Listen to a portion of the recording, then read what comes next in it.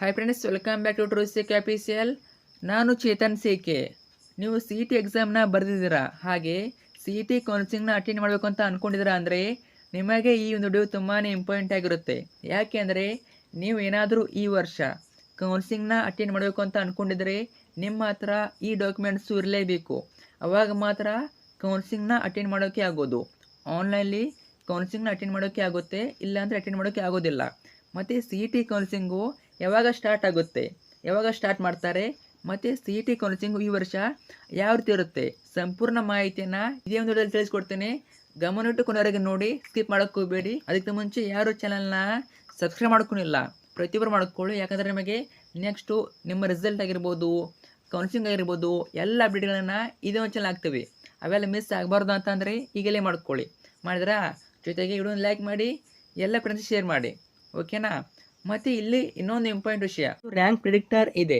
ಇಲ್ಲಿ ಜಸ್ಟ್ ಏನಂದರೆ ನಿಮ್ಮ ಪಿ ಯು ಸಿಯಲ್ಲಿ ಫಿಸಿಕ್ಸ್, ಕೆಮಿಸ್ಟ್ರಿ ಮತ್ತು ಮ್ಯಾಥಮೆಟಿಕ್ಸಲ್ಲಿ ಎಷ್ಟು ಸ್ಕೋರ್ ಇದೆ, ಎಷ್ಟು ಸ್ಕೋರ್ ಬಂದಿದೆ ಅದನ್ನು ಎಂಟರ್ ಮಾಡಿ. ನಂತರ ಕೆ ಸಿ ಇ ಟಿಲಿ ಎಷ್ಟು ಸ್ಕೋರ್ ಬಂದಿದೆ ಅದನ್ನು ಎಂಟರ್ ಮಾಡಿಬಿಟ್ಟು ಸಬ್ಮಿಟ್ ಅಂತ ಕೊಟ್ಟರೆ ಸಾಕು.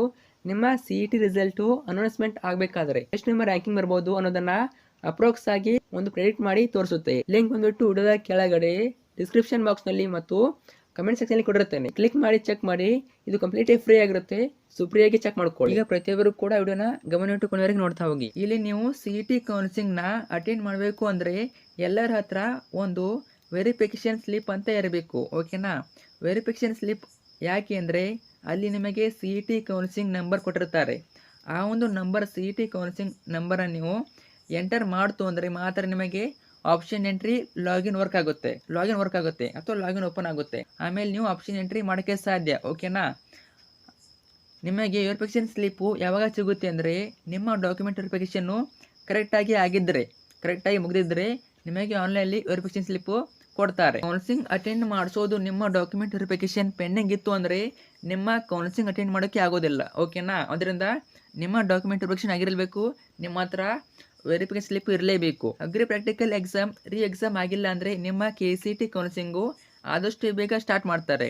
ಮತ್ತು ನಿಮ್ಮ ಸಿ ಇ ಟಿ ಕೌನ್ಸಿಲಿಂಗ್ ಯಾವಾಗ ಸ್ಟಾರ್ಟ್ ಆಗ್ಬೋದು ಅಂದರೆ ನಿಮ್ಮ ಒಂದು ಸಿ ಇ ಟಿ ರಿಸಲ್ಟ್ ಬಂದಾದಮೇಲೆ ಒಂದು ವೀಕಲ್ಲಿ ಸ್ಟಾರ್ಟ್ ಮಾಡ್ಬೋದು.